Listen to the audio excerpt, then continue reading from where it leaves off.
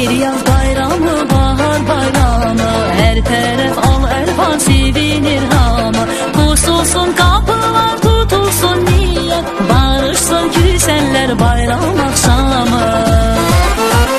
Yandırın tonqallar ucalsın göğe, səməni cücədir düzür süfrəyə.